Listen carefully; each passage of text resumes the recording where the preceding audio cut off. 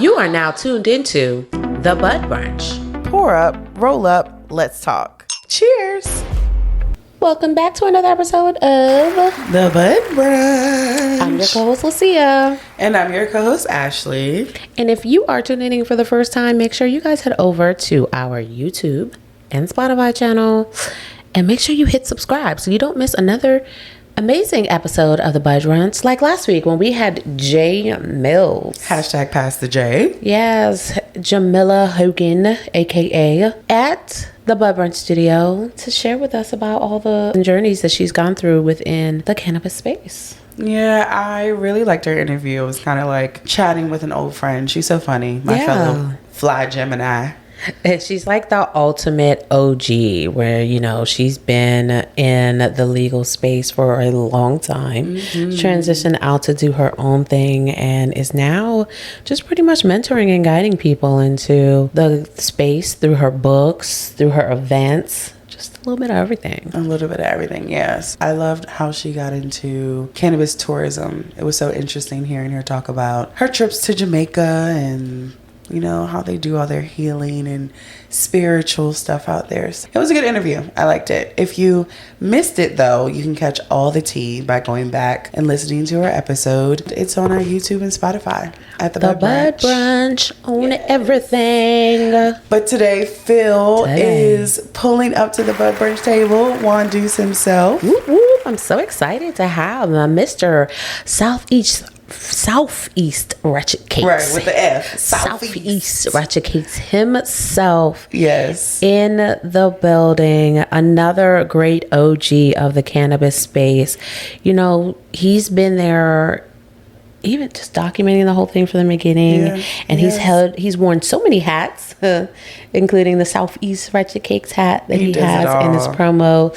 So it's really great to just hear about everything. He knows about everything. Yeah. He's such a storyteller. I'm excited to hear about his journey into this space. And I think you guys will be excited to hear about it too. So, buds, if you're ready, pull up to the Bud Brunch table, roll up your J, pour up your can of cocktail, and let's sit down with Phillip Hedgman of Soufeast Ratchet Cakes. But before we do that, Lucy, I see you got something over there in your glass, girl. What you got over there? Well, stored over here in my airtight glass jar holds some very special buds from the pool party we went to last week. Oh, yeah, that was a turn up. It was a whole vibe. Oh, really vibe. I can't wait to share with you guys on what's in your glass. Welcome back to Tea with Ashley, your weekly pour of what's hot in cannabis culture, medicine, industry buzz, and the headlines has got everybody talking. Let's get into it. So listen, we just finished paying our rent, our mortgage, our bills, and all the other first of the month madness not too long ago. And guess who came knocking right behind it? Uncle Sam. Starting July 1st, Maryland's cannabis sales tax just went up again. This time it jumped from 9% to 12% on all recreational cannabis products. And if that wasn't enough, they've already got increases lined up through 2027. Next year, 15%. The year after that, 18%. By 2027, 19% sales tax on your weed. Now, baby, that's almost 20% just in taxes. And folks are already feeling it. You walk into your favorite dispensary to re-up on your usual and walk out with a little less green in your pocket. And here's where the tea gets hot. Maryland medical patients, they're not feeling the burn. According to official state regs, medical cannabis sold to qualifying patients or registered caregivers under this chapter shall be exempt from any sales tax and use tax assessment. Let me say that louder for the people in the back. If you're a medical cannabis patient in Maryland, you pay 0% in sales tax. Zero. Nada. Nothing. And I already know what some of y'all are thinking. But isn't it recreational now? What's the point of getting a medical card? This is the point. Because when things get tight, when taxes go up, when rules get rewritten, medical patients are protected in ways recreational consumers aren't. Some conversation we've been having in DC, folks love to gripe about the medical program, the paperwork, the process. But those of us in the program, we've got protections, we've got peace of mind, and now we got savings. So if you're in Maryland and you use cannabis for medical reasons, don't wait. Get that card. Recreational might be convenient, but medical, that's security. That's consistency. That's smart. That's your pour for this week. Stay lifted, stay tuned, and I'll catch you next time on Tea with Ashley, where I spill the tea and spark the combo. Now go sip on that. What's up, world? It's your favorite star, Lucille Verde. I'm here at the ranch at Canada Cape Cod, DC, and I'm vibing with the Bud Brunch. Pour up, roll up, and let's talk. All right, buds, it's time to get into what's in your glass, the part of the show where we sip, sample, and spill on the latest cannabis and cannabis-infused treats. From flower to edibles, drinks to dabs, we're putting our taste buds to the test and letting y'all know what's really hitting and what's getting passed. Want to be in our glass? You know you want to. If your product hits, whether it's drinkable, smokable, or snackable, we just might feature it on What's in Your Glass. Slide into our DMs at the Bud Brunch and let's toast to that. Cheers. What you got over there? Girl? What's that smell? It's funky. The funk is coming from my glass jar container. Get a good whiff.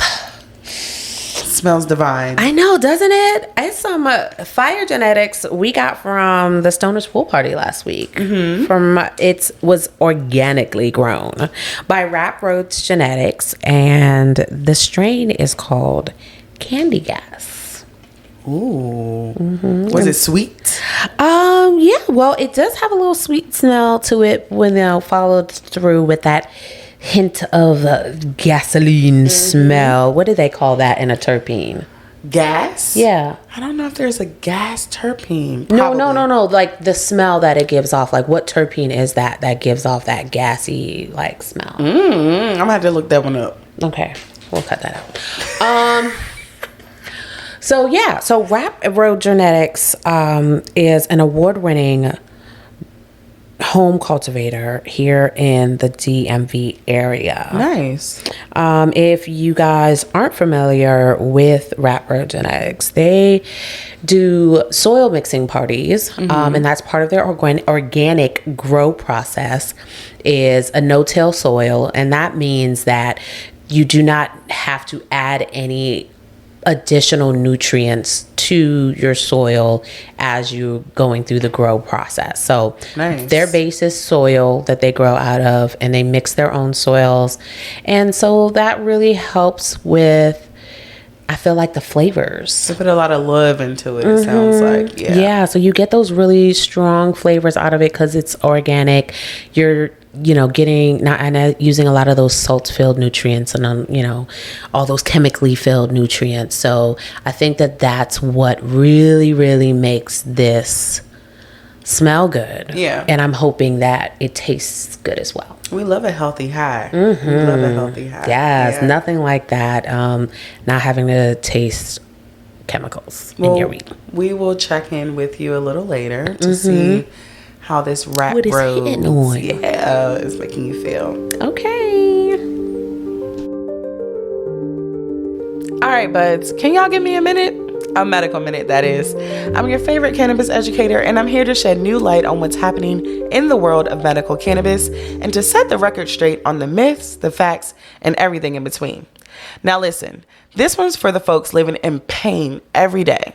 The ones who can't sleep, can't work, can't even get through a grocery run without wincing. We're talking chronic pain, especially low back pain, which just so happens to be the most common kind of pain in the world. And for too long, opioids have been the go-to answer. But at what cost? Every day, people's lives are being derailed, ruined by opioid addiction. Pills that were meant to bring relief have left families grieving, jobs lost, futures stolen. And for what? A short-term fix with long-term consequences. But now, something new is on the horizon. It's called VER-01, a non-addictive cannabis-based painkiller that just passed a phase 3 clinical trial with over 800 patients and is showing real promise. Not just in easing pain, not just in helping folks sleep better, but doing it without the high, without the risk of addiction, and without the respiratory or digestive issues that come with opioids. This isn't just me freestyling. Search, this is a long one, NCT 0494-0741 on clinicaltrials.gov and see for yourself. This is real research, real science. VER01 is a full-spectrum cannabis extract with low THC and no intoxicating effects.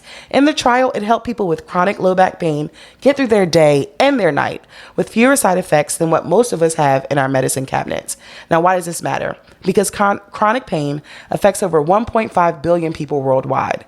Because opioids only truly work for about 30% of them, and the rest are just rolling the dice. Because cannabis isn't just about getting high, it's about hope, about options, about rewriting the narrative around what relief can look like, especially for folks who tried everything else. That's your dose of facts for this week's Medical Minute with your favorite cannabis educator. Keep questioning, keep learning, and catch me next week for more. And if you want to dive deeper into the medical cannabis topics that matter to you, hit me up on cannabisashley.com. My name is Tone Davis, also aka Mr. Honeyman. My brand is called Natural Elevation LLC. Pour up, roll up, let's talk, let's get elevated. Today's guest is somebody who's been putting in serious work in the cannabis space and doing it in a way that's creative, impactful, and all his own. He's a proud DC native, an advocate for the culture, and the mind behind some really dope projects that you might already heard about. Like Blunt Facts, the first cannabis-themed game show, making education about the plant fun, relatable, and accessible. He's also the founder of Soufeast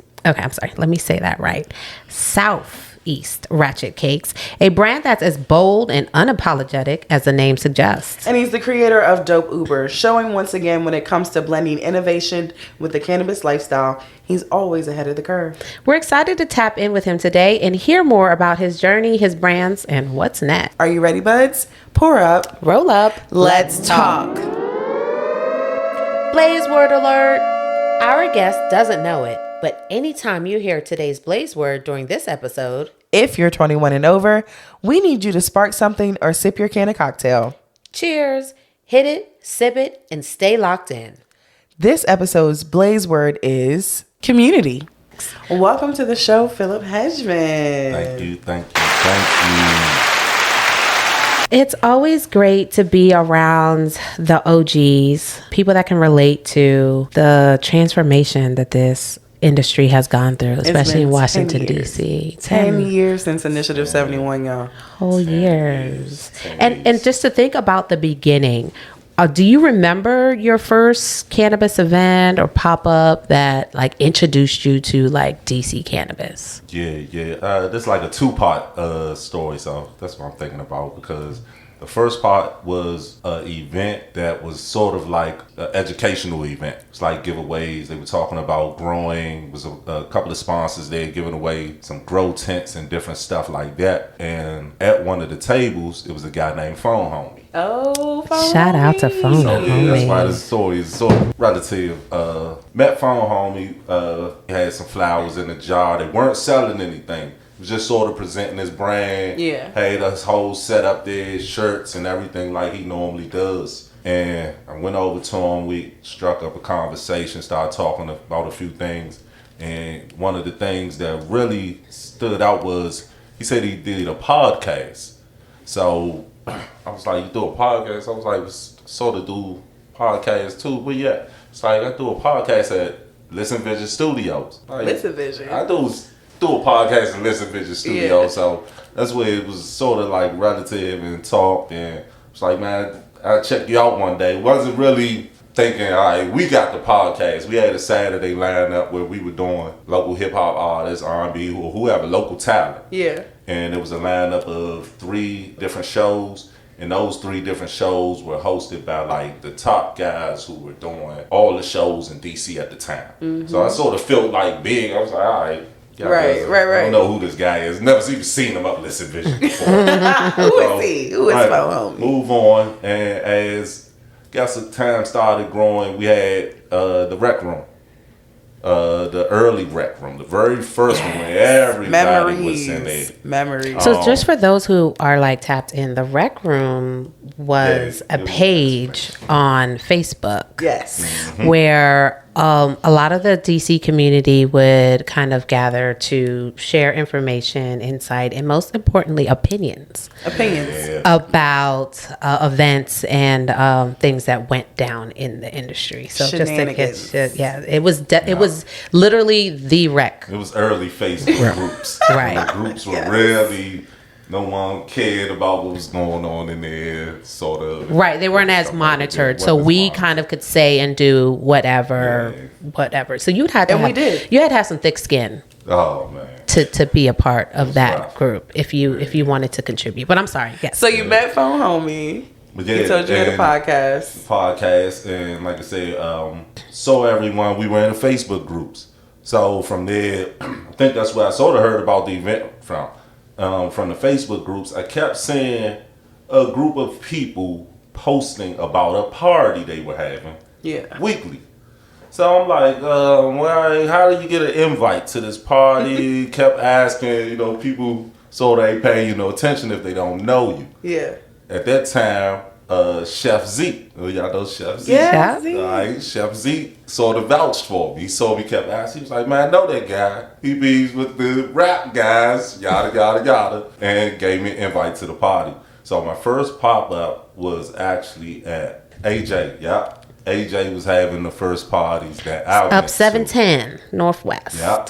Okay. And I got an invite there, and it was Phone Homie, Scrogger, of course, was floating around somewhere. It's always, for sure, right? A couple other people, maybe Lisa, Mama Wanda, or somebody. I don't really remember. Everyone was there. Yeah. But I remember my experience of coming, seeing all this, and was like, what the hell?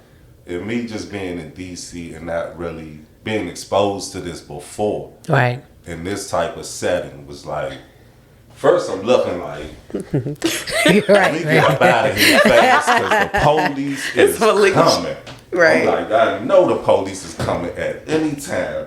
But for the most part, it was a cool party. Yeah. I think some people gave out some edibles. Of course, it was the early time, allowed to give out. So people let you try things. All the free shit. All the free stuff. So it was a real cool experience. It had to be around 2016, maybe, I'd say. Yeah. Wasn't 15, I'd say more like 16 maybe for me. But I know before that, prior to that, it was some people doing pop-ups and events. Shout out to, who was it, Lisa Scott, Mama Wanda, all them people. Yeah. They was like really out there. Yes. Early. Had people lined up around the corner. Shay, I remember that, Shay. That was like, I think the first time when it was like, okay, I'm going, we could do this big. I think Shay and Tricone, that first event on Connecticut Avenue, and the line was going all the way down and going all the way around by the Brooks Brothers and all the way up the street. It was new. It was unheard of. Nobody was doing pop-ups back then. Like it was. It was very first. So you went to the pop-up, and then you started your own first business. What inspired you to do that? I guess if everyone remembers, I was doing camera work. Yes, that's how I met you. Hey, I looked online and I saw pictures of me, and I was like, oh, who did that? You And invited me over to do some camera work. Yeah, yeah. So it was that early part. I was going around pictures. I did the first video for NCF. That's how they recognized me. I knew Caroline, but it wasn't like she was. Oh, I know this guy. When I did the video for the first NCF. Got home that night. I edited the video. I uploaded it like 2-3 in the morning. Yeah. By the time I was waking up, people was calling, people was on my Facebook, people was all over. It was like, oh wow, this video. It was like, who did this video? And then Caroline was like, I know that guy. I know that guy. I met him before. Yeah. And so that led into just me progressively being in with a group of people who were also not afraid to do things and sort of challenge everything that was going on. Once again, a lot of these stories gonna probably have DC Scrogger in them, so if you he's tired of around. hearing his name, then just go ahead and get up off it now. But for the most part, one of the main things was a talk I had with Scrogger, which everybody probably had the same talk. I'm not even gonna get into details, but I'm pretty much sure everyone's had the same talk about what you're going to do within this community or within this whatever you're doing.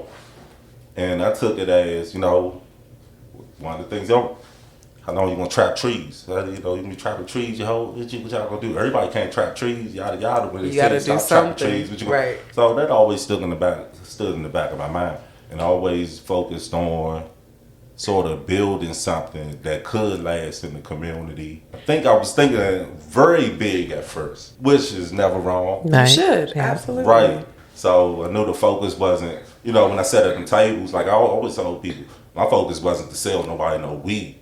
I've been selling weed since I was in high school. Yeah. Come on now. Something different. Yeah, I know I still have my lunchbox, my Soufeast Ratchet Cake lunchbox. But how did that come about, the whole Soufeast Ratchet Cake? Because that was a movement in itself. Even that, I got some lunchboxes coming. So that is not over. Yeah, I got some lunchboxes coming. But even that, the lunchboxes came from, like I said, just being observant and watching other people. I saw Jerome Baker. Jerome Baker is a glass maker, if everybody knows. And he was selling his glass pieces in a lunchbox. Oswayo. He had just souvenirs when you go in the shop. One of the souvenirs was a lunchbox. So just seeing that. But the actual Soufeast Ratchet Cake, oh. I remember taking a nibble off that thing and went to the moon. Okay. Okay. To the moon. We got time, right? Of course. Okay. So look, because y'all know I got the stories. Bud Brunch. I haven't forgot a story on this journey. Yeah. So even the Soufeast Ratchet Cake came about. Scrogger used to do the Free Treat Friday. Yep. Being around early, he sort of took me on as a mentor. You know what I'm saying? Showing me a whole lot hands on. I mean, like me and Scrogger used to kick it, hang together every day. Yeah.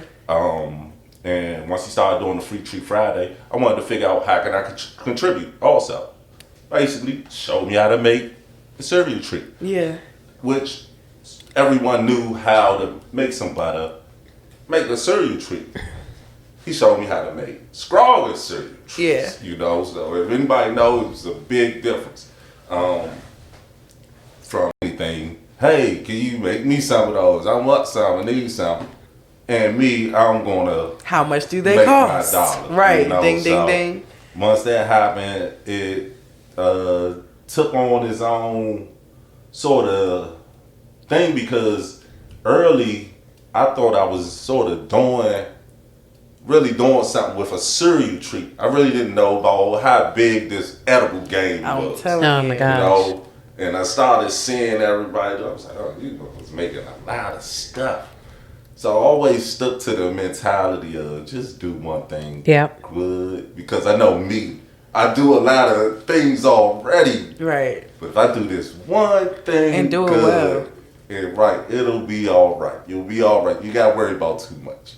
So once I figured that out, I took that and ran with it.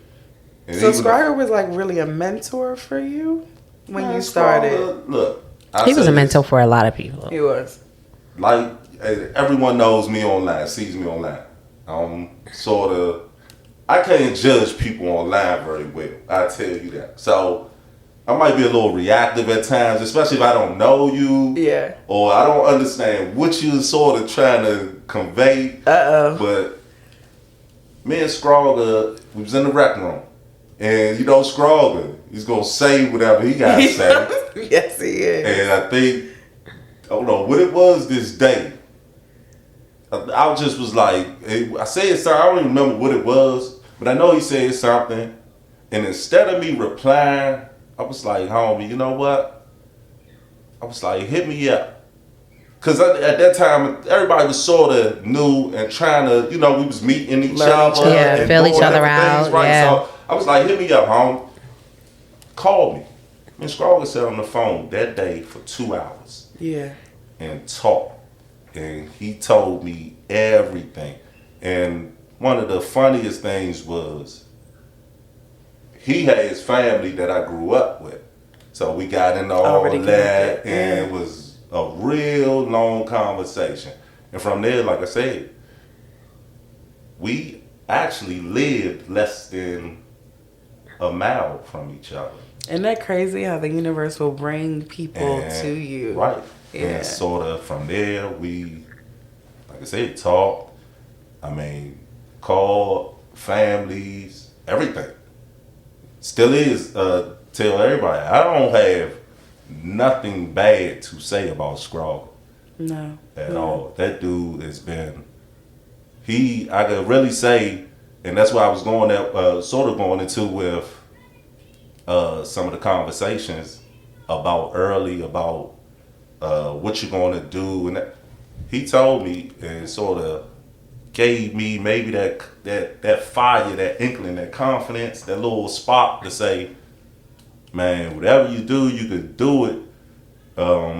And don't waste the opportunity, because once I did start doing the pop-ups and already was thinking about, I want to leave district government. Yeah. You know, sort of, I want to get out of this job. I want to do something different. How am I going to get out of here? Them pop-ups, I bought myself out of my job. Yeah. So I'll regret not. If I wouldn't have did that at the time, Right. you know, because it's pop-ups all ain't what they about used to be. timing, Yeah. and everything got to happen at the right moment. Tell people, like, it's not the best, but I got what I asked for. I was asking for time. You know what I'm Freedom. Yeah. I was asking for time, so. Didn't the main something thing. interesting happen at your job though? Like, weren't they not too happy with the whole cannabis? Yeah, worked 20 years for district government, and they started some new protocols, safety sensitive and job sensitive security, different measures. And basically they were saying that our positions that we held weren't, they were safety sensitive, so they had the right to urinalysis and fire you if you used medical cannabis. Which is crazy, because fast forward now, it's like, don't nobody even give a fuck. They let the firefighters and Everybody. astronauts, and Nurses. everybody else in. So, but at that time, the mayor, Muriel Bowser. Mumbo Muriel, Mumbo Muriel. you know, she was sort of like, no, we can't have this. And our jobs got put under the list of jobs that were safety sensitive. And I went to battle with HR and the city. And some things got changed because they started reclassifying certain jobs. Yeah. And I don't think my position is still my position that get reclassified, but they did reclassify some positions because they did say some of these positions you didn't need this restriction levels, or, you know what I'm saying, over top of people. No, I remember when you were going through that. That was definitely a big thing in our community, and a lot of people talked about it. But that's the advocacy work that you did, and also like a huge challenge you went through. And one of the things we wanted to talk about was the challenges that are Right, because it wasn't all industry. sweet. Yeah. Nah, this is never all sweet. Dealing with your livelihood and Because it's stuff still like that. cannabis, even though it was quote unquote legalized in DC, it's still considered very much a street drug. And there's still, I guess, a certain type of culture that's still surrounding that, and, you know, safety and all sorts of different things. So, you know, while people were out here, you know, making a lot of money during those times, there were, you know, I guess, opportunities too, because of the gray area, because of the gray market, and because how the laws and stuff were set up. So any kind of, like, I guess, pitfalls that you ran into in the process of growing your brands and your businesses, or like kind of what made it not fun? It's been all types of ups and downs. Having to realize that there's people from all over, at that time, all over this planet, I would say. Because there was people coming from every goddamn They were coming to Once they DC. heard about DC pop-ups and what could go on. I think it was just the realization that people could come here and make money hand over fist like that, and it was like, well, damn, you know. And like I said, just being here my whole life, it's like I can't take those fucking risks. I can't take those risks. I'm going back to Soufeast. Right. I don't know where these motherfuckers going back there. Everywhere, wherever you could go, Cali, a bag even. full of money. Mm-hmm. You know, and not to say too much, but it was like nice. I couldn't even go home. You know, because it's like I don't know what the fuck is waiting. It's following you. What's following? Right. Yeah. Really? Going home. Oh, wow. I mean, it was serious, and it might have just been me and my mentality, but at the same time, come on now, you got where it you're still at. Was what it was. Yeah, we're for still that in moment. Washington, D.C. Yeah. And people coming from California don't know that. They don't know that culture here. No, they see the White House and all the monuments, and of everybody stuff. just be like, hey. Even the part of just coming here, like you said, not knowing and putting yourself out there, not to blame a victim, sometimes for a victim, but it's like you presenting something that it shouldn't be sometimes, and making it look bad or making it look a certain way for everybody. Not even bad, just making it look a certain way. Yeah. Now everyone's under the same sort of scope or same. Oh, I know. So that's why another thing why I always was the fun guy on mine a lot of times. Bright colors, noticeable. I catch Metro sometimes. Yeah. A lot of times. Now, a lot of times I catch Metro. So it's like, I love being out in my city. That's the thing. I love being out in my city. Yeah. I don't want the wrong perception when I'm out in my city like that. You know? A lot of times people see me now, they know, and they're not asking for anything. Yeah. So I love that. I made that happen. I know I made that happen because I made it. I made sure anybody who wanted that to be the first conversation, that was never first conversation. You know? So. No, I think you are a walking, talking lesson in personal branding. Yeah, And like I was about how to say. brand yourself. Absolutely. Yeah, especially when you're talking about doing the different things. I know Blunt Facts was one of those things where, yeah, you definitely brought the personality, the branding, and that messaging out there. For those who have had the opportunity to experience Blunt Facts, can you kind of tell us a little bit about how that got started and what was your message? Blunt Facts, it was started by me and two other friends, Ali and Ert. Came together. We used to see each other at all these events. Like I said, I did the video and pictures. Ali always did videos and pictures and stuff at the events. And Ert used to always just be hanging around, be cool with him. We see each other, you know, sort of cordial always. And one day, they hit me out the blue and was like, man, we got an idea of this game show we wanted to do. So we're trying to figure out, we want you to be a part of it. And at that time, all of us was thinking sort of video, you know, production wise. It's like, we gotta find us a host. And somehow I ended up, they was like, look, let's try to do it this way. You gonna be the host. Somehow I ended up in front of the camera. And I think in a way, it was two things. I was already sort of used to it a little bit. And maybe something I wanted, I think, a little bit. Yeah, because like I said, I was already doing it for my buddy. Yeah. Rest in peace, Bishop Twan. But I was his cameraman. I was the guy who did his production. I uploaded the I did all the behind the scenes stuff for him. He was the face. So it wasn't, he had this thing, the music. So I looked at it as, if I get this, I'm gonna be. It's your opportunity, right? So it worked well in the beginning. Like I said, Ali, all credit to Ali and E, because it was their idea that like, this is what we're gonna put you in front of the camera, you do you, and it worked. It went from there, and we sort of had it rolling for a minute. I had it rolling, and like I said, over time it developed. I think because, you know, early on, I mean not early on, but after a few years, Ali had his personal stuff that he had to take care of and go through. Me and E sort of kept the name alive by at least presenting it every year in CF, trying to do different events, and even rolling it, got a segue into this little part. We're doing an event this year, Okay. the week of NCF. Okay. We're doing a golf tournament. Black Facts Golf Tournament will be over at Langston Golf Course for 9 holes. We got all the information available, sponsor decks, everything ready for people. If you want to sign your team up.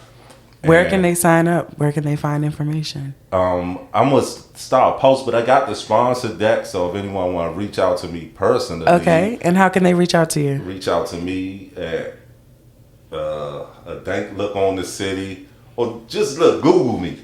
And you really can't Google me, Google right, this you can man. Google You me. really can. Phillip Hedgman, HEDGEMAN, 2 L's in Phillip.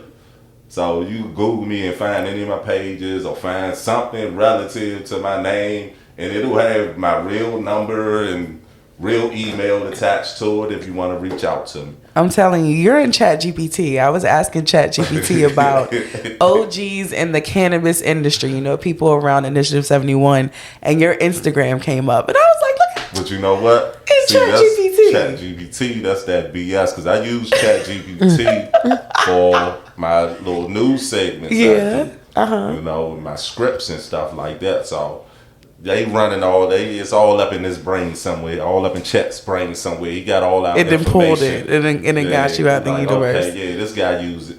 Yeah. But tell us about, a golf tournament during CF. This is the first year. I've never heard. Right. Golf and Okay. cannabis. How do those Well, correlate, and why should people want to venture that? this is the first year for legalization. So we're thinking about doing it as a team building exercise for some of the newly entered. What do you mean? Say the first year for the? Oh, you mean first year for the new licensing Yeah. application? People who applied for licensing for DC, and they're now like active Everyone's businesses. actively licensed. Uh-huh. I-71 is phased out, so this is almost like a transition for To us the also. legal Big transition. license to market. Yeah. Okay. Been to a couple of the different industry mixers or whatever, so I've been very grateful to a lot of the licensees and the different people who are on that side who has looked at me and welcomed me in. And Yeah, I was about to say, how was that transition? Were people as welcoming, or what did you face like entering into that space? Because I know like with I-71, for those who aren't familiar, it was a really great area for DC because we had what was considered recreational cannabis, but we could not sell it legally. So now DC had opened up more licenses for people to join the market legally so that they could, kind of get rid of the gray area stores that have popped up. But traditionally, I-71 gray area and the license market didn't really have a good relationship. They still don't have a good relationship. And I'm gonna be, as blunt as possible about that. You got, I know it was, what's the lady? I forgot the dispensary that she runs, but she had the lawsuit out against I-71 stores and Gentleman Toker and different stuff like that. And come to find out, she wasn't paying her taxes. She wasn't paying her taxes and employee taxes. So not sure how that's working out. But I mean, just common sense. I know personally how much some of these people on the license side have invested. Yeah. That part. It's about their bottom line. So It's business. it's business at the end of the day. Part of what, even if they don't call, physically pick up, write a letter, or do anything to notify Abracadabra. Whatever these people are, ABCA, even if they don't pick up to notify them, part of their taxes and everything is going to enforcement. Mm-hmm. So that's just what it is. Yeah. I don't think that I-71 is, I don't think that is gone, but it just can't be what it was. It's always been redeveloping from the beginning. Absolutely. It's always been taking on another face from the beginning. I'm going to always smoke the cannabis that I like to smoke at the end of the day. Mm-hmm. You know, I know a lot of people who didn't get licenses. I know a lot of people who got licensed. I've always been me. Yeah. Mm-hmm. I present to both sides, you know, hey, I'm me. So I'm not trying to, Regardless. And with everything that's going on now with the license, I think it's just time to sort of transition my brands and be able to still function. You know, it's like I say, I was part of a community of I-71 people. I wasn't a trapper. Yeah. You know? So it wouldn't make sense for me to not be able to go to, if someone had a pop-up and put my stuff on display there. Right. And why shouldn't it be on the shelf beside burner stuff? Exactly. Absolutely. You can absolutely do both. You know, but the challenge is a lot of the new people, they don't have any money to put stuff on the shelf. So it's sort of a consignment thing. That's all part of business. Do you mean the new licensees? The new licensees. So you saying they getting it on the arm? Is that how they used to say it? Yeah, Can I get it on the I arm? would have to put my stuff in someone's store. Yeah. And basically they have to pay me for As a per sales. sale. per sale, which it's a new business. Just invested a lot. My only thing I would say about that is, if Mary Jane on the shelf, you know, if, like I said, Burner on the shelf, there's certain people on the shelf, and I understand the market share. Raw is on the shelf. It's a local brand, you know. It's a proven local brand, and I guess like I am ready to invest in myself. Yes. But also, I want to see where this gonna go at. Also, you know, I got that option to do that part. I'm not looking to put, especially nobody just because. I'm not looking to put my stuff in a store just because. You know, it got to make sense to me now also. So, you know, happy for any opportunity, but we could talk. It's got to make sense, though, like you said. Gotta make sense.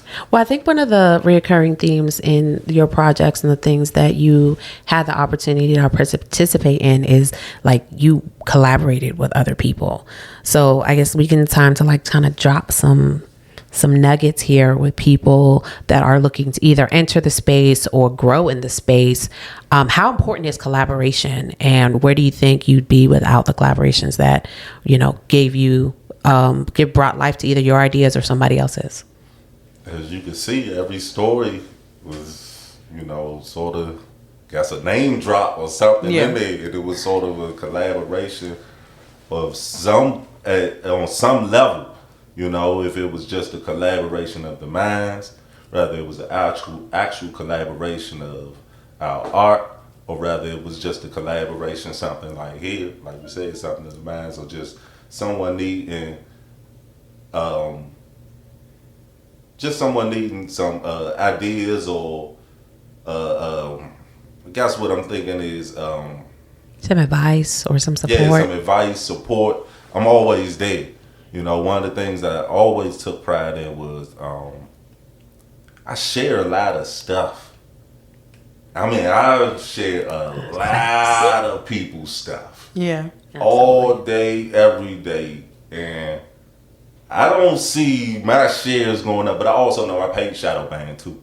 I've known that for about 2-3 years. Like, my page is stuck at like 7,300, and I see my impressions sometimes, but I don't gain no followers. Mm-hmm. So I know, and I can tell the difference, algorithm. yeah, between my realtor page. My realtor page is always constantly Going up. slowly but surely. But yeah, it's always just something that, like you said, the collaboration is the biggest part. I think of this, especially early. I noticed that because everyone was trying to grow, everyone was trying to build. So the collaborations were a main part of my growth. If I didn't have some of the collaborations, I wouldn't have grown. You know, I can remember early as, what was that damn event? Bud Summit or something? Bud Summit Yeah. 2014. Yeah. I was there. Yes. And I was in there and God just grabbed me up because he saw me online and saw sort of everything that was going on that I was doing and had me come over to his booth and had me like a showcase prized winner for some shit. I was like, yeah, I won over there. And he was like, yeah, this guy won because he knew I was going to promo this shit. Oh, okay. You know what I'm saying? He was Like, being strategic. Yeah, as okay. hell. I had more of those happening than anything early when they was having all these giveaways and Yeah. different. I won so much shit, it was ridiculous at one point. And I kept telling, like, the message, I was telling Lisa, I was like, look, there's no way I'm winning all this shit. I'm like, people are using me to put this shit on. It's not a page. coincidence, Yeah, right? they want me to promo it. But I know it was a lot. Cross promotion, it's a form of collaboration too. Like, Yep, yeah. absolutely. It's all about your crowd too. I realized that because everyone had a certain group of people. So I noticed I had a certain crowd of people, Yeah. and once people realized that crowd would sort of follow, or not even follow, but support, you know, and it was like, call him, because I would end up in some rooms, like I said, some rooms. I'd take DOD with me. Oh, Dapped out Dubs. yes. Everybody know Corey. Dapped out Corey. Dubs. That's my boy. The mayor. Super honest. Yeah. Just by default, super He fucking can't help it. Can't help it. He can't help it. You could tell. You could look at it. It's honest. And I remember one time we went to, this was about a festival. This was the festival. I don't know if y'all remember. It was supposed to be a 2-day festival with all these artists, Gucci Mane and Bone Thugs and Harmony. I missed that. And yeah, these guys came to the city and they were banking off of Tricom had a good event already, and NCF may have had 2 events already. So they were thinking they won't come in and do an event. They called together, I guess, the who's at that time at restaurant. It was up Tenleytown somewhere, I believe. It was Phone Homie, District Davis. I don't know if I spoke to people. It was a long time ago. Exclusive. Phone Homie, District Davis, Canada. Ooh, you throwing some old names out there. I Me. remember Canada. And it was a couple of brains, like 2. It was only about 6 or 7 of us up there. And these people presented us this event. They were basically like, yeah, we're going to throw this big event. We're going to have such and such, all these artists. It's going to be $1 million event. As soon as they said that, I looked over at DOD. DOD was almost sweating. And I mean, he just couldn't help because he wanted to say Holding something. it in, Right, yeah. he was holding it in. And he wanted to say something. And so I just tapped him. He stood up and was like, yeah, this ain't gonna work here in DC. This just ain't gonna work here in DC. And I was like, all right, sit there. It was funny, but it was just so much because you can tell these people like sort of trying to scam and scheme because at that point it was the height of the pop-ups. Yeah. And what they were doing, it was like, yeah, we need y'all to go to all the other vendors and y'all gonna tell all the other vendors and then we're Get 'em on gonna board. get this event going or whatever. Long story short, and we seen it coming because look, the event it was a lot of vendors. It Yeah. was a lot of vendors. I was not one of those vendors at the event. Thanks to DOD. Yeah. I'm telling you, just being honest, because I probably would have just being there by myself, being in the room, oh yeah, this is a good idea. Nope. And I mean, it was a flop. It basically was a I flop. was about to say, what happened? And they Sounds had bought all the artists. The only artists that didn't show up, I believe, was like Bone Thugs. But they had like, I mean, it was a 2-day lineup, and it wasn't no week lineup. You know what I'm saying? Like Bone Thugs and Gucci. So just imagine the type of. It was some little undercards, but it was a nice full show. And no one came. Nobody came the first day. Nobody. Oh wow. The second day, the vendors were so pissed off. They made the people, because they couldn't make no money, they made the people give away the tickets the next day. Told them So they could make Make some them money. money, yeah. It poured down raining the next day. Oh, it's Firefly. That's giving Firefly. Oh, it was definitely fire. It was Yeah. definitely fire. That's all the way. And Gucci Mane showed up, for the record, if anybody, you know. Okay. Thank you, Gucci Mane. Right. Thank you. Shout out to Gucci Mane Yeah, but for keeping his at that word. point, But see, that I feel like that's karma for feeling like you can come in from outside the city, Yeah, I think that was part of exploit that, too. people who are here, and then you're just gonna have a money for your grab own and then personal leave. Yeah. financial gains, A right? lot of bad experiences. A lot of people came and I mean, it's like anything. Just imagine. I had to realize it at some point. I don't know when I realized it, but I had to realize it was like the gold rush. Just imagine, the gold rush. The green how many rush. People, Yeah. it's like let's go. Got everything, And I think the people who were selling, what is it? The people who were selling the tools. Those are the people who really got rich. That made The money. Not all ancillary the people, businesses, Not all yeah. the people running for the gold. Mm-hmm. It was the longevity. It was the guy Yeah. selling the picks. The Yeah. guy selling The lighters, the shovels. rolls up, So A lot of people The made signage. a lot of money the Mylar bags. in the last 10 designing years. the Mylar bags. I'm telling you. Stickers, pins. I mean, you look. Some of the people who, I mean, these businesses weren't licensed always. No. So absolutely everyone not. made some money. For sure. I mean, and Tax free. people made some money. People made some money. So it was what it was. I'm not gonna say everyone had this opportunity, but if you wanted to do something, you had the opportunity to do something. Whatever your mind was set on, that's sort of what it ended up as. I know people who ended up with licenses. Then once they figured out how much a lease, 5 years and a build out, security plans and all this Inventory, employees, right, inventory, supplies. surplus. Yeah. Not just putting something on the shelf today. Right. But you have gotta to have- something over there for a few months so you can make sure you're not gonna embarrass us. And see, when they gave people these social equity licenses, it was like, here, I'm dangling this shiny gold thing, but are you going to be able to sustain it? Are you even going to be able to get started? Do you have the funds? So you gave me the license. That's great. But now, what am I going to do with it? You know what I mean? We're gonna give you some money. Where's the money? What money? The social equity money.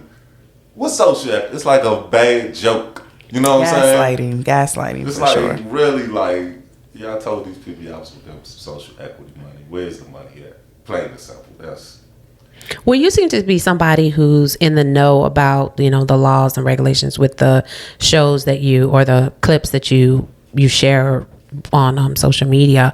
So I guess where is a legalization in DC, like especially when it comes to these the licenses? Like, are we seeing new dispensaries opening up anytime soon? With the supply, the growers, I know that one of the issues with the growers was finding property to even grow the product in. So, do you believe in the process? And do you see DC having a good market, a good recreational market? It's very hard to tell right now. Shout out to Robbie, DC Cannabis Concepts. Is it? I forgot Robbie, but I forgot your page, Robbie. But DC Outlaw too. Outlaw Report. DC Outlaw Report. I get a lot of my information from people inside of DC. So This ain't like when y'all see my page and see my different reports and stuff like that. It's collective reports from different people and stuff that I sort of sometimes put my take on, not try to lean too far left or right. Yeah. But right now, I think it's really too early to tell. Of course, like anything, you're gonna have a lot of people that's just not gonna fail. Just like the first round of they had the deadline of you should have had, you know, everything up and running by March 31st. Mm-hmm. And I'm sure it's a lot of people. I'm sure, between internet, manufacturers, distributors, cultivators. Yeah, I know a few cultivators. Yeah, so it's like kind of trapped up in that. It was almost, like I said, I don't want to say unrealistic, but a setup. If you didn't plan, yeah. I'll say this: if you didn't plan and plan perfectly, you didn't give yourself a shot at all. Now, if you did plan, and the hurdles that a lot of people were running into were just property. Mm-hmm. Between property not being available because of zoning or price of property. Mm. You know, there was properties that was upwards of $500,000 lease a year. So it's like, okay, I haven't been that far up the ladder to know, you know, where and you know, it's like, is that really where it's supposed to be at? Yeah. Right. As someone who's, you know, like I said, I see a lot of people doing it. But just me being on the real estate side, and I was helping with trying to find properties. I was the referral agent, referring people to an agent who had properties. Scrogger calls me up. Hey, this lady says she had some properties. She doesn't know anyone in the cannabis community. I think you need to speak with her. That's love right there. That is love. Just that simple. Somebody who thinks of you when opportunity knocks. Hey, look, so many times. Yeah. I mean, look. And from there, I met Amy, and she had some properties. But, you know, out of all the people I sent her, she may have worked with maybe 2. They didn't get to close on anything. Mm-hmm. And then she would do things like call me out the blue and be like, I got a lease in hand if someone's looking, but they got to pay me $25,000. Cool. And I'm like, well. She said that like $25. Yeah, I'm like, who am I calling to tell this to? Yeah, who am I know what these guys have been doing now, but realistically, I'm not calling up nobody talking about $25,000. And that was because I think, from what I was hearing, commercial leases only pay 1% to 2%. Gotcha. So a lot of times, if you do that, that's sort of the process. Mm-hmm. I was like, well, and I even, tried. I put it out there to a few people who I knew was looking for property. Mm-hmm. They were like the same thing. Okay, $25,000, and then I still gotta put, my your down payment, deposit. So this is like, no. So people taking advantage of the licensees. Do you feel like that's what's happening within the real estate marketing right now? They just assume that they're making money hand over fist. And that's just real estate. I mean, it's supply and demand. It's a supply and demand market. Yeah. So it's not really, I can't use the word predatory, but at times you're going to have some hawks in the business, some sharks, so it is what it is. Call it what it is, yeah. And with the zoning issue, most of the places had to be what they call, basically it's an industrial zone. Call them DPR zones, repair zones, something like that. But a lot of the business had to be in these zones.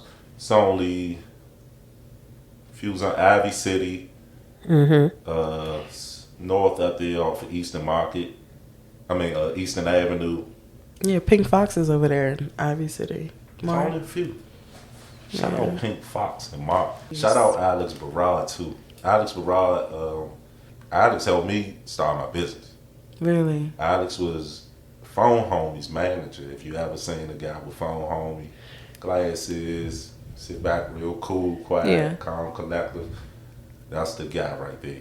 He helped a lot of us. When I realized he was helping Phone Homie, that's when I reached out to him. Yeah. You know, he helped me. Like I said, he helped us register our business. He helped me with the Blunt Facts Film Festival. The Blunt Facts Film Festival. Can we talk about it? Just so much stuff. I guess your resume is crazy. Yeah, the Blunt Facts Film Festival. Just another project that Ali and E thought of. Look, I'm always the big picture guy. So if you come to me with something, I may automatically don't see it. Yeah. And be like, no. So that was the magic of E and Ali. Yeah. With me. Because once they able to show me, then I'm able, okay, I see what y'all trying to do, and sort of do what I do at that point. But yeah, the Blunt Facts Film Festival, we said another project Ali came up with, and it was just something that a lot of things Ali would be passionate about, he would transform them into these different projects. Mm-hmm. Or passionate, we was passionate about film, because the Blunt Facts Film Festival was about fashion, sports, and cannabis culture. So something straightforward, submit your best film on sports, fashion, or cannabis culture. We got some dope entries. We rented out the Angelica movie theater on 5th Street Northwest. Okay, that's what I was supposed to say. Was that where you had it? I remember that. Yep. Hosted some good vendors. We had some performances. Phone Homie was the VIP bus, sort of. He was hosting the bus where you could get on, because we couldn't smoke in the theater. Yeah.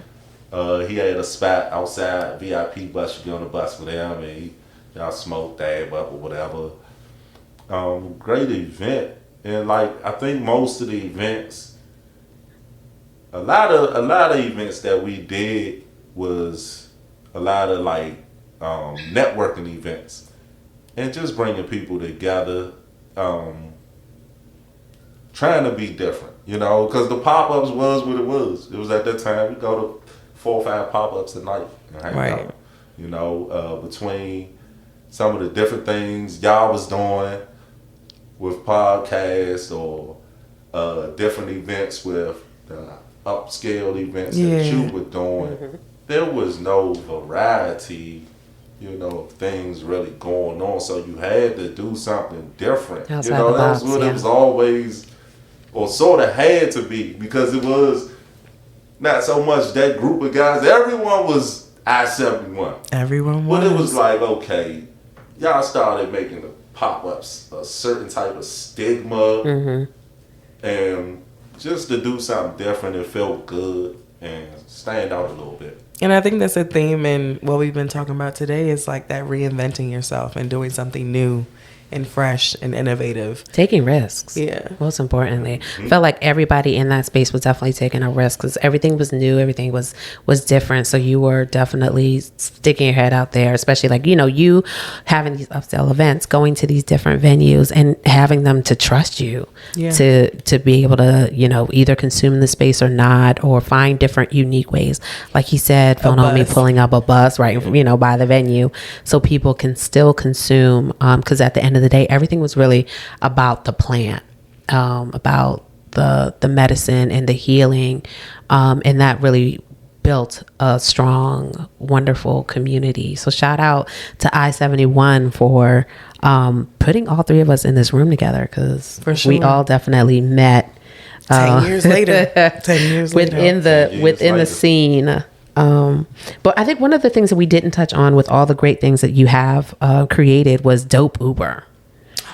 Because when, what do you, like, that was that was a moment too. That was a moment. It was. And I mean, even like leading up to the licensing part, I was trying to figure it out. I really was. I was like, damn, these licenses, They got like the internet retail. I could be, but that was a moment. That was the time. Hey, it was okay. Are you gonna wait for a pop up, or are you gonna call someone you know? And then okay, you got 100 people online right now talking about, hey, I got this.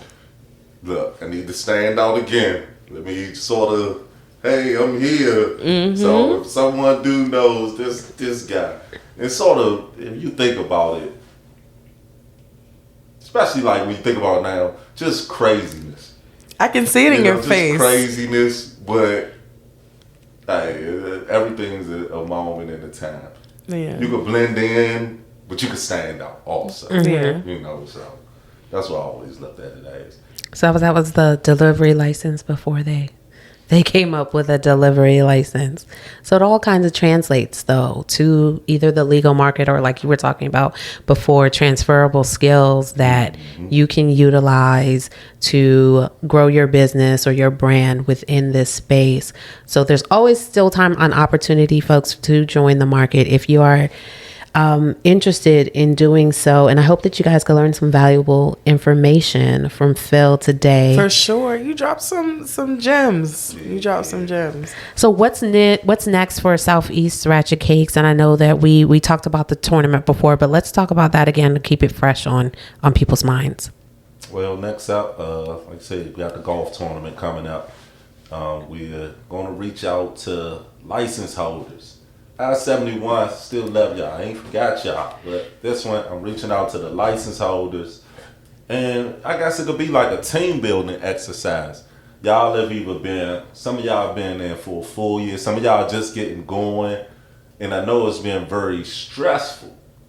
So why not come meet one of the community's biggest advocates for just DC and everything DC. Yes. I don't even consider myself like a advocate on the front line for everything cannabis, but I do consider myself an advocate for DC cannabis. Absolutely. And however that DC cannabis is, people going to consume what they love to consume. So no one should really think that's a problem. But this one is for the license holders.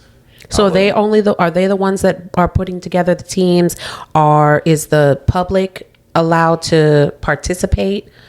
Public is always allowed to participate. Definitely come out. And that's what I would like it to be. I would like it to be networking, meet and greet. People come out with. You're gonna have breakfast that morning at the clubhouse. Are you having brunch? Not a brunch sort of thing. It's gonna be like a breakfast. Maybe like a Bud but Brunch. You figure people gonna be lingering if enough people do come and hang, rather you coming to actually go around a few holes, or if you just coming there to meet. I think we have something where we can have like information tables set up. I think they're gonna let us do that. So all the details are in the tier, sponsorship tier. Okay. But that will also be changing, because as anything, we'll be adding more and adding more and adding more. So that'll be something that I think people will definitely enjoy, man. Something, And this is during 420 week. It won't be this week. It'll be NCF week, which is July. NCF is in July. NCF week. Gotcha. So it'll be NCF week. NCF, that's the National Cannabis Festival. Yeah. It is typically in a weekend festivities that happens on 420 weekend in Washington, D.C. But because of their the demolition of RFK Stadium, they cannot hold it on RFK grounds as they traditionally do. So it's been moved to July for everybody who is looking for some 420 action, not necessarily on 420. That is definitely the week to be in Washington, D.C. Come check out Phil and his Soufeast Ratchet Cakes and come play golf with him and hang out with all the other people and licensees and get to know and mix and mingle with the who's who in Washington, D.C. and beyond. I'll be there. Yes. And I did see that the NCF is kind of like, now that we have legalization through DC, Maryland, and Virginia, they are incorporating those other states into the festivities and activities. So if you're coming in from out of town, definitely check out their website so you could see where you fit in, basically. National Cannabis Festival. This Yeah. is real interesting. Yeah, you're here. Thank you for coming Thanks for and kicking coming. with us, Phil. Thank y'all for Our having me. first I episode. appreciate it. Our first And interview, it's always yes. been great. Can't wait to come back. Oh, sure, yeah, for we sure. can't wait to have you back. So before you go, do let the people know how they can follow you, support you, and keep in touch. Okay. Like I say, my Instagram handle, a little hard, but it's a dank look on the city. That's ADANK look LOOK on the city THECITY. But all in all, like you said, Google me. Google, little cat and mouth now, Google, but it's going to come through. Phillip Hedgman, Soufeast Ratchet Cakes, Blunt Facts. It's going to come up. Please find me. If you don't, you'll see me on their page. They gonna have Absolutely. it somewhere at the bottom of the page or somewhere down in the description of the page. Right. I love how you just ran down all the brands. I'm telling you, the resume is crazy. Yeah, that's why he's one of the OGs here being featured on the Bud Brunch season 1, where we are catching up 10 years later with Initiative 71 OGs. So normally, this is when we do our Puff or Pass segment. But today, we're taking a moment to do something different. That's another thing that over a 10-year period, man. How many people we've lost? man. Yeah, I did want to touch on that too, because That's crazy. Yeah. we have definitely lost a whole bunch of people on this journey, and a lot of good people. Mark's partner. A lot of good Kelly. people that King that Fox. gave back to the community, that offered support for people that were either ill or going through hard times. So I just want to, we should give a moment of silence for all the people that we've lost in the Too many names. I-71 movement.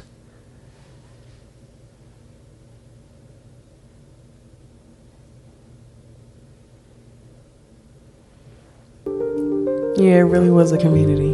I'm sorry for the somber mood, y'all. No, but you gotta show love. You gotta show love for the.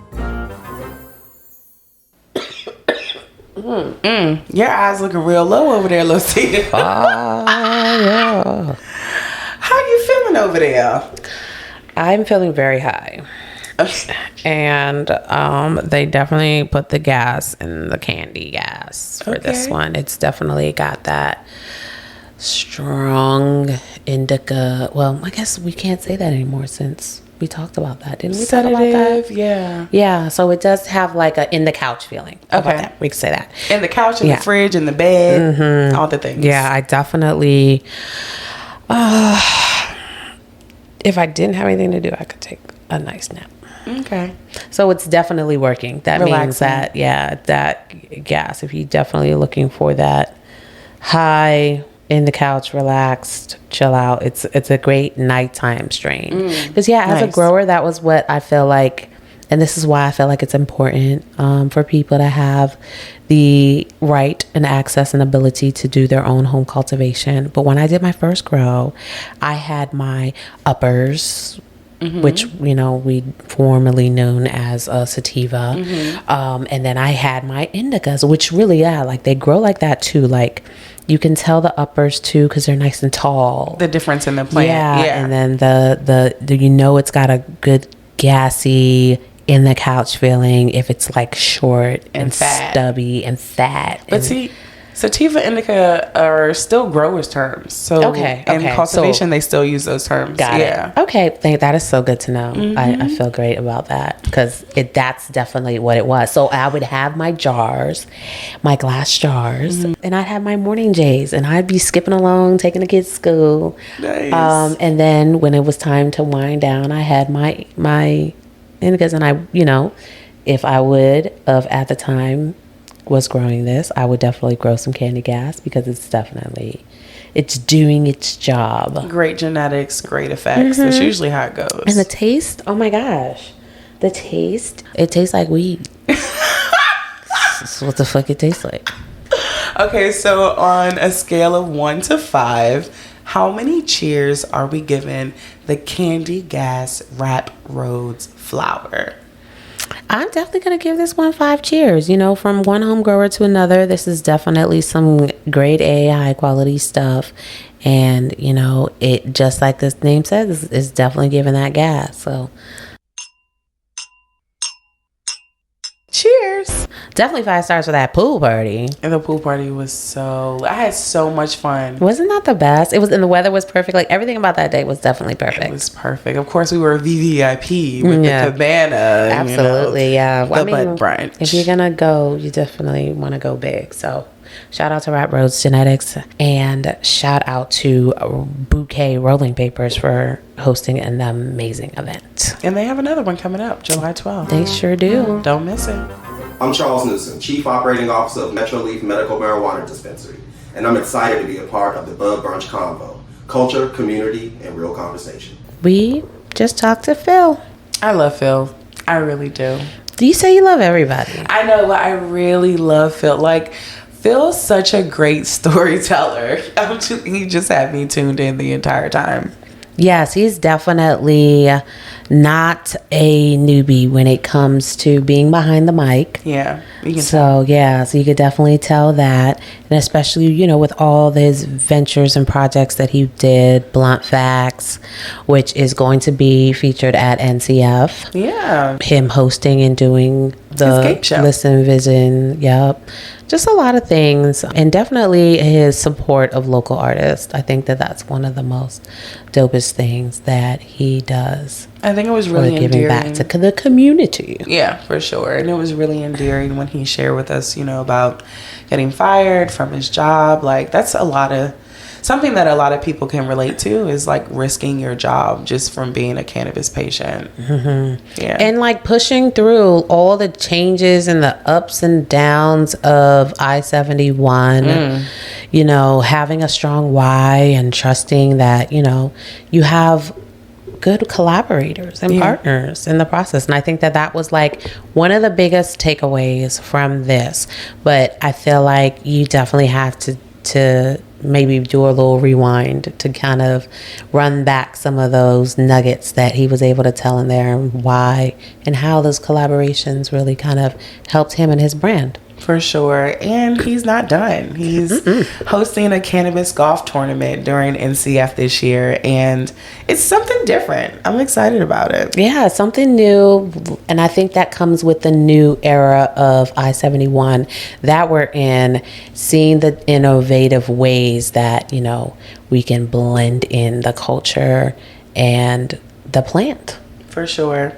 And speaking of the plant, next episode, we're sitting down with Charles Newsom, a DC native, cannabis operator, and the driving force behind Metro Leaf Dispensary. He's got deep roots in the city and a sharp eye on policy. Charles is helping to shape the future of regulated cannabis in the district.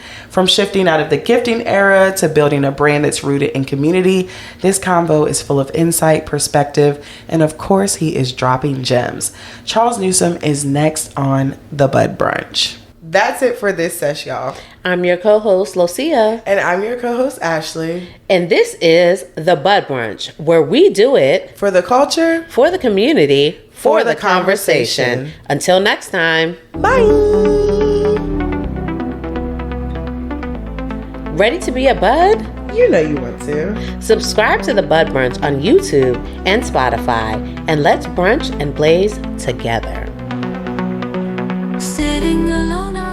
This episode of the Bud Brunch was hosted and produced by Ashley Stafford and Lucia Nyankale. Special thanks to DC Scrogger for donating the equipment that helps bring our voices to you. Music for this episode is licensed and used with permission. You can find those credits in the caption. Thanks for listening, and we'll catch you next time.